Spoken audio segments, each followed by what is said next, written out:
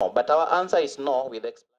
The parliamentary committees seized off the matter, the health crisis having dragged on for 3 months with no possible solution in sight. While the government has held that the 2013 collective bargaining agreement was an illegal document, it was the revelations by former PS Bor that stirred the already muddy waters. Bor admitting that he signed the document as a progress report of the talks with the Kenya Medical Practitioners, Pharmacists and Dentists Union.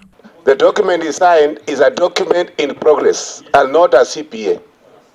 That's what he says. Is that either the ministry under the stewardship of Mr. Macharia and Sigor were duping the doctors into believing that there was actually a bona fide CBA being signed? You know, that has to be very clear. Where is that evidence that it was meant to be provisional when the document itself is actually a final document?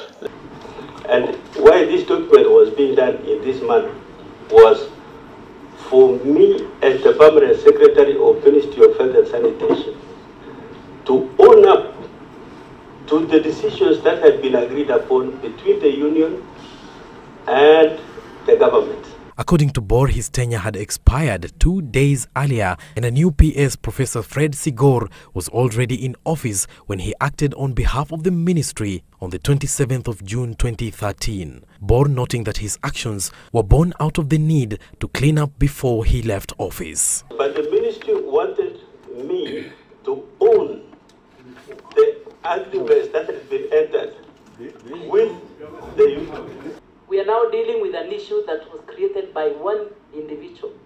Unfortunately, they never take accountability over the same matter. The revelations by the former PS adding more fire to the Council of Governors' belly on just why the doctors now under their supervision must return to work.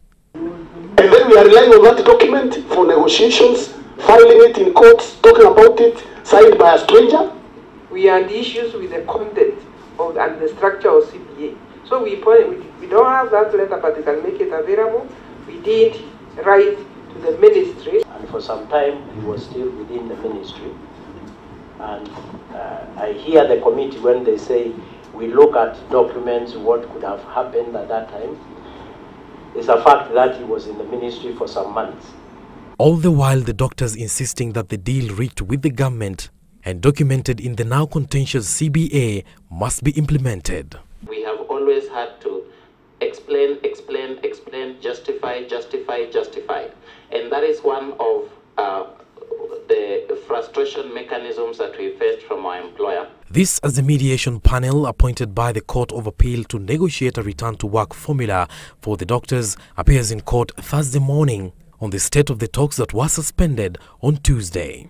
With the legality of the 2013 collective bargaining agreement now in question, it begs the question how many such transactions have been or are yet to be conducted within the public sector in the same fashion. Hassan Mugambi, Citizen TV.